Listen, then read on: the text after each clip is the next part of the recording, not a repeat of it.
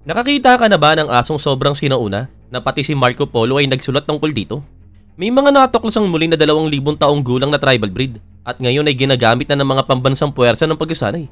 Ang ilan sa mga asong ito ay kayang umakyat ng puno gaya ng pusa at ang ilan naman noong sinaunang panahon ay nakikipaglaban pa mismo sa tabi ng mga mandirigma. May isa namang lahi na itinuturing na sagrado kaya inilibing ito kasama ng mga paraon ng Egypt. At ang isa pa, tanging mga hari lang mga may karapatang magmay-ari at kapag ninakaw mo ito noon, makakatikim ka ng matinding parusa. May mga aso rin na nagbabantay sa mga templo sa Himalayas habang ang iba naman ay tumatakbo kasabay ng mga barko ng mga Viking. At meron ding lahing pinaniniwalaang regalo mula sa Diyos. Ang ilan sa mga asong makikita mo sa video na ito ay mas matanda pa kaysa sa Imperyong Romano at mas nauna pa sa mga piramid. At mas matanda pa kaysa sa mismong kasaysayan na naisulat, subalit buhay pa rin hanggang sa ngayon. At ang huling lahi sa listahang ito, maaaring ito ang pinakamatandang aso sa buong mundo. Pero halos walang dog lover ang nakakarinig ng pangalan nito. Pero bago natin simulan yan, kung bago ka pa lamang sa aming channel, huwag mo sana kalimutan na mag-subscribe para naman lagi kang updated sa mga ganitong uri ng video.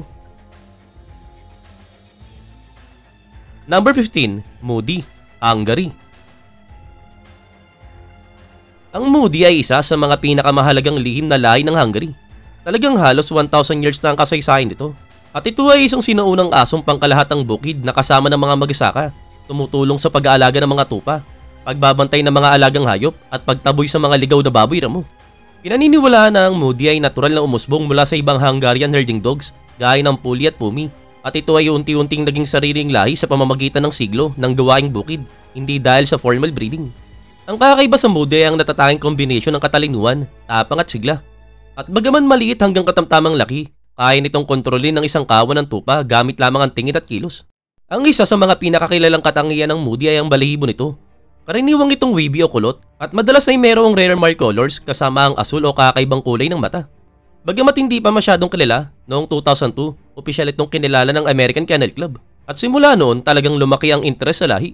Sa Hungary mismo, bihira pa rin ang Moody, subalit ito ay kilala sa pagiging mabilis, matalas ang isip, at isa sa mga pinakamatalinong herding dog sa buong mundo.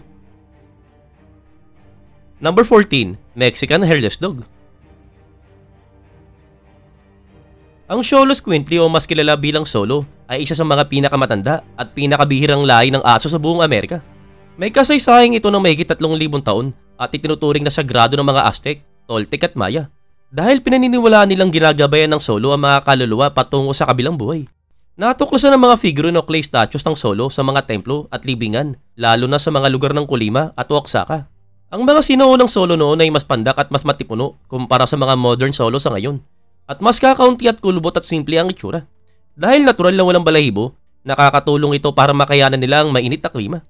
Noong panahon ng mga Aztec, ginagamit sila bilang alagang hayop, bantay, pampainit sa gabi, at kasamang nakapagpapagaling dahil pinaniniwalaang nakakatulong ang init ng kanilang balat sa pananakit ng katawan gaya ng rayuma. Ang mga modernong Solo sa ngayon ay mas payat at mas elegante. At may tatlong laki sila, ito ay toy, miniature at standard. Ang karamihan sa kanila ay talagang walang balahibo, bagamat may ilang ding may manipis sa balahibo. Nag-iiba rin ang kulay ng kanilang balat mula itim hanggang abo, kadalasan ay mayroong mga pekas. Halos naubos ang lahing ito noong 1900. Subalit nailigtas ito ng mga artista tulad ng Diego Rivera at Frida Kahlo. Noong 2011, opisyal itong idinambana bilang pambansang aso ng Mexico at lumabas pa sa mga pelikulang tulad ng Disney Coco. Number 13. Irish Wolfhound. Ang Irish Wolfhound ay isa sa mga pinakamataas at pinakamatandang lahi ng aso sa buong mundo. Noong sinaunang panahon sa Ireland, nakikipaglaban sila kasama ng mga mandirigma sa digmaan. May record pa noong 391 AD na nagsasabing ibinibigay sila bilang regalo sa mga Romanong konsul.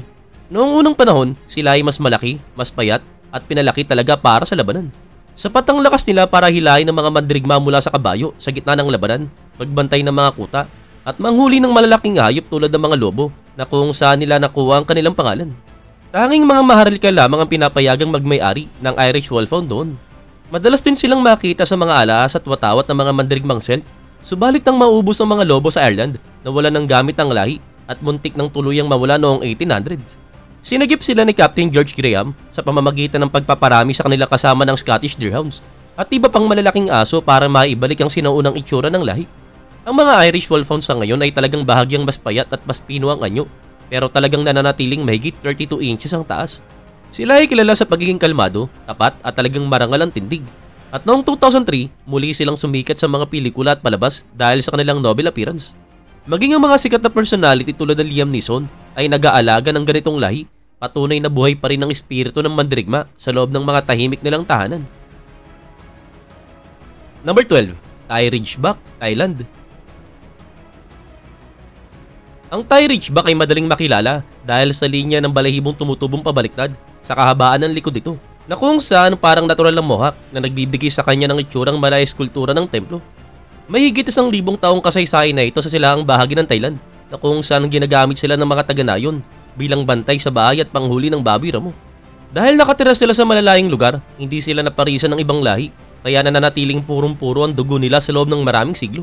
Makikita sa mga lumang scroll at sining mula sa kaharian ng Ayutthaya ang mga asong kamukha ng Thai Ridgeback sa ngayon. Taglay nila ang matipunong katawan, malalalim na dibdib at matitibay na mga paa na nagbibigay sa kanila ng maamong pero makapangyarihang presensya. Ayon sa alamatan Thailand, ang Thai Ridgeback ay mga tagapangalaga ng mga manglalakbay at mga templo. Noong 1990s, nagsimula ang mga pagsisikap para sa ayos at kilalanin ng lahi sa labas ng Thailand, kaya unti-unti itong nakilala sa Japan, Europe at maging sa Hollywood. Ang isa pa nga sa kanila ay lumabas sa isang action film noong 2022. At bagaman bihira pa rin ang lahing ito, mataas ang paggalang sa kanila dahil sa kanilang katapatan, talino at likas na instinct sa pagbabantay. Sila ay isa sa mga pinakahuling sinaunang lahi ng aso na nabuhay hanggang sa modernong panahon na hindi gaanong napalitan o na-modify ng tao. Number 11. Asawak, West Africa. Ang asawak ay isang matangkad, payat at elegante na uri ng sighthound na nagmula sa rehiyon ng Sahel sa kanlurang Africa, partikular na sa Mali, Burkina Faso at Niger. May kasaysayang itong mahigit 1,000 taon at inaalagaan ng mga nomadikong tribo tulad ng Tuareg. Ginagamit sila noon bilang bantay ng kampo at paghabol ng mga gazelle sa desyerto. Makikita pa sa mga sinuunang cave art ng mga asong may mahabang paa, malalalim na dibdib at payat na katawan kapareho ng itsura ng asawak sa ngayon. Noon mas payat sila at mas matalim ang mga tampok dahil sa matinding kondisyon ng desyerto. Ang mga modern asawak, lalo na yung pinalaki sa Europe at US, ay mas pino ang anyo, subalit talagang hindi nalalayo sa original.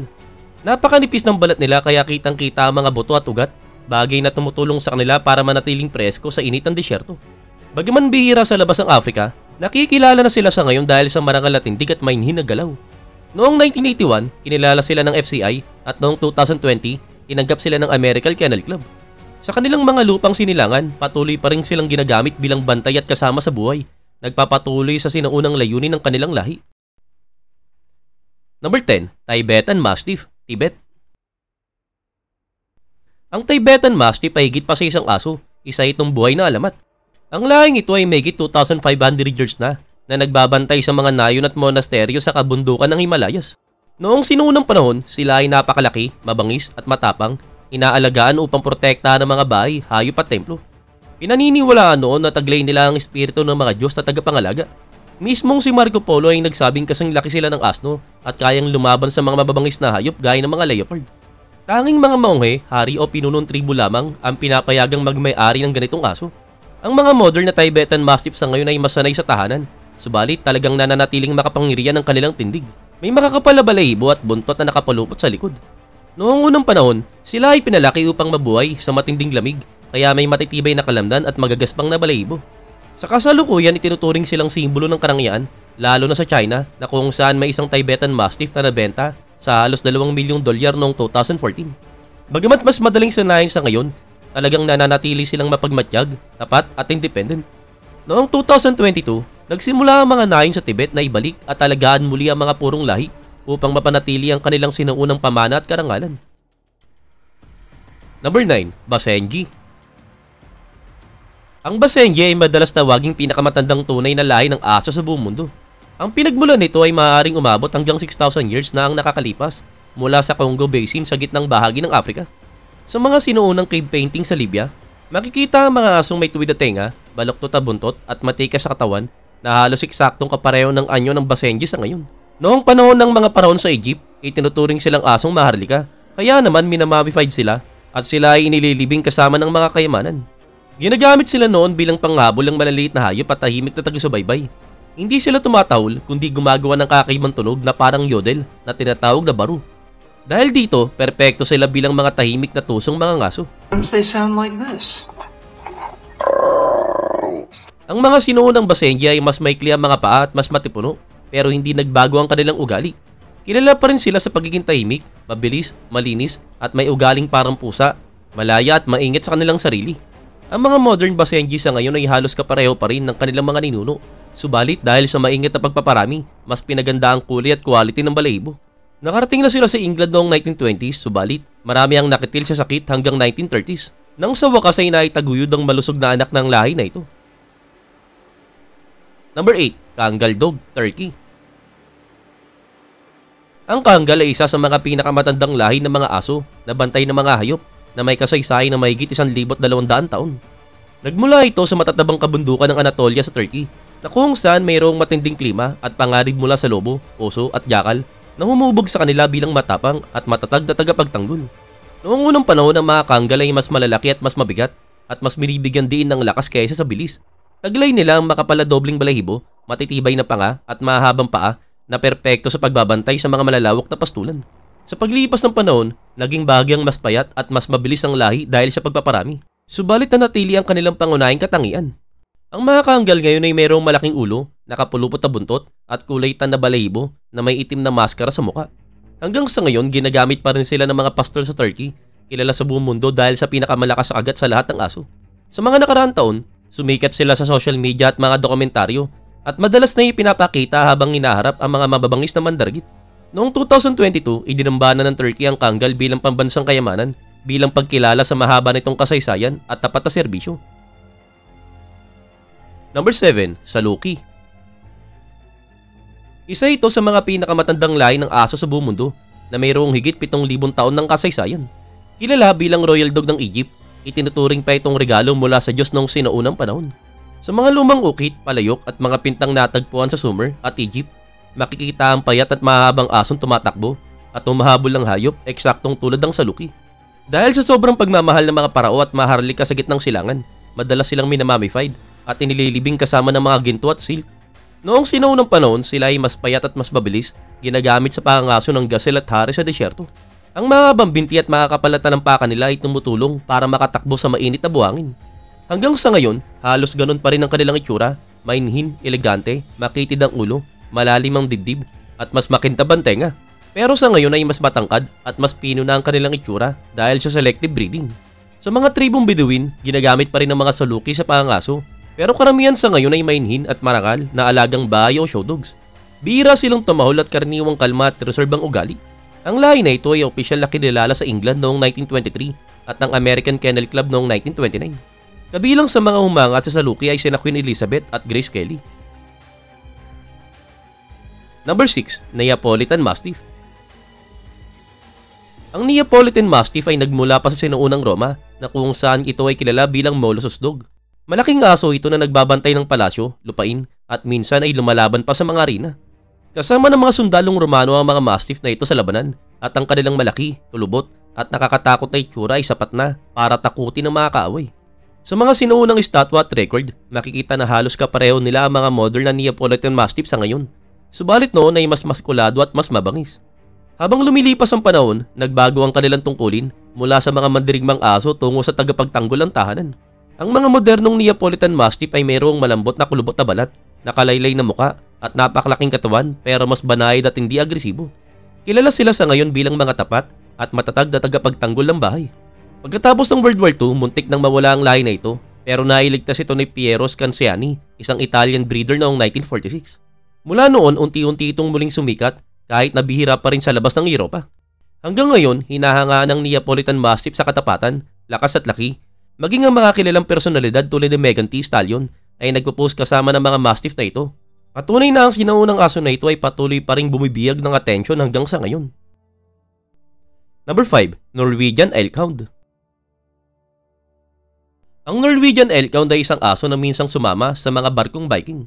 Sa mga libingang Viking na higit 1,000 taon na ang tanda, nakatagpo ang mga archaeologist ng mga labi ng Elkhound, patunay kung gaano sila pinahalaga noong sinaunang panahon.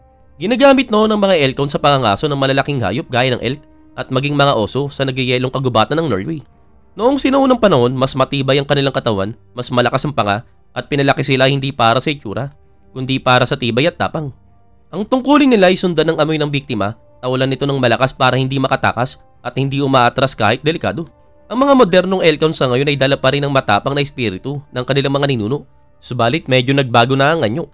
Mas payat na ang katawan at mas badahid na ang mukha kumpara sa mga lumang larawan at labi na natagpuan. Nananatili pa rin silang kulay abo, may mga kapalabalahibo at mga nakapilipit na buntot, perpekto sa mga malamig na klima. Ngayon karamihan sa mga pamilyang Norwegian ay inaalagaan na ang Elkhound bilang alagang bahay o show dogs, bagaman may ilang pa rin sinasanay para sa pangaso tulad ng dati. Number 4. Chinese Sharpei. Ang mga Chinese Sharpei ay kilala sa malalalim na kulubot, asul na itim na dila at mahaba nitong kasaysayan.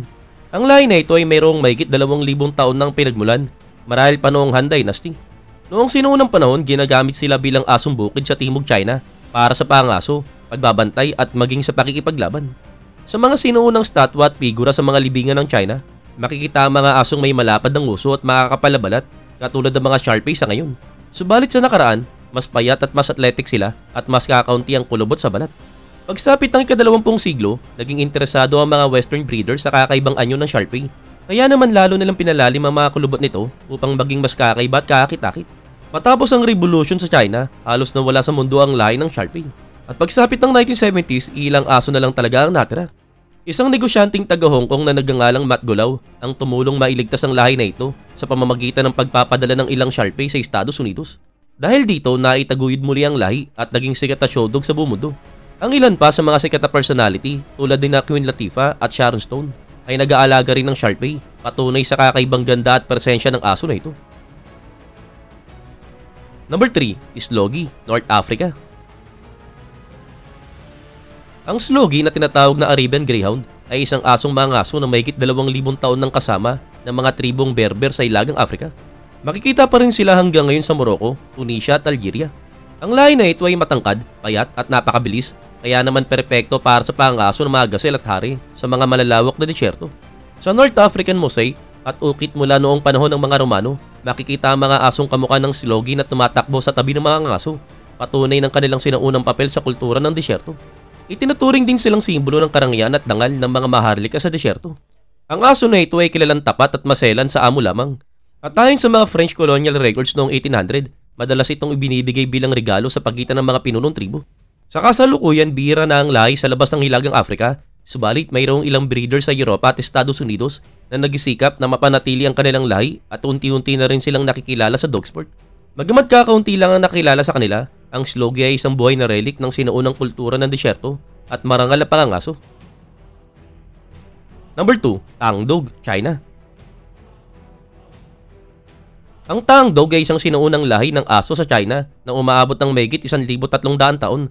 Nagmula pa sa panahon ng Tang Dynasty, isa sa mga pinakamakapangyarihan at pinakamayayamang yugto ng kultura sa kasaysayan ng China. Noon ng Tang Dog ay iniingatan bilang tapat na kasama at tagapagbantay ng tahanan.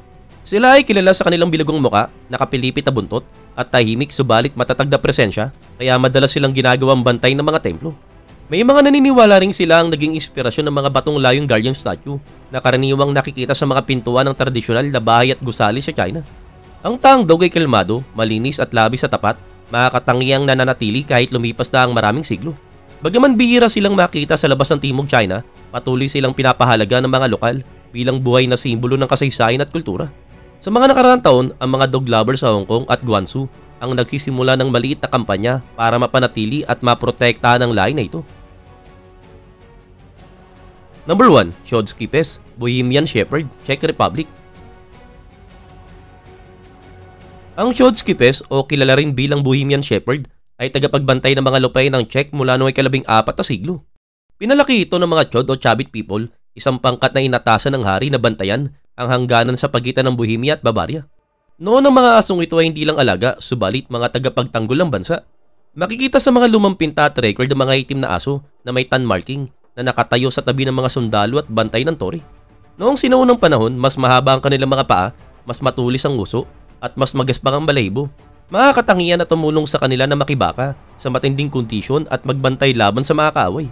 Sa loob ng maraming siglo, ginamit sila sa malalayong nayon para magbantay ng mga bukirin at mag-alaga ng tupa. Subalit noong World War II, halos maubos ang kanilang populasyon at muntik nang mawala ang lahi. Noong 1980s, sinimulan ng Czech breeder ang muling pagpapanumbalik ng lahi gamit ang mga lokal na aso na may katulad na katangian. Ang mga modern Chodskipes na ngayon ay medyo mas maliit at mas mabalahibo. Subalit napanatili ang katalinuhan, katapatan at likas sa protektibong ugali. Bagamat bihira pa rin sa labas ng Czech Republic, tumataas ang demand para sa kanila bilang service dog at working companions. Noong 2019, opisyal silang isinama sa American Kennel Club sa Foundation Stock Service na nagbigay sa kanila ng pandaigdigang pagkilala bilang isa sa pinakamatandang working dog breed sa Europa. Ngayon, ikaw, alin sa mga sinaunang aso na ito ang pinakanagustuhan mo? O baka naman may nalampasang kaming lahi na dapat mapasama sa listahan? Ilagay mo ang iyong sagot sa comment section at huwag mong kalimutan na mag-like, mag-subscribe at i-click ang bell icon para hindi mo ma-miss ang susunod pa naming video.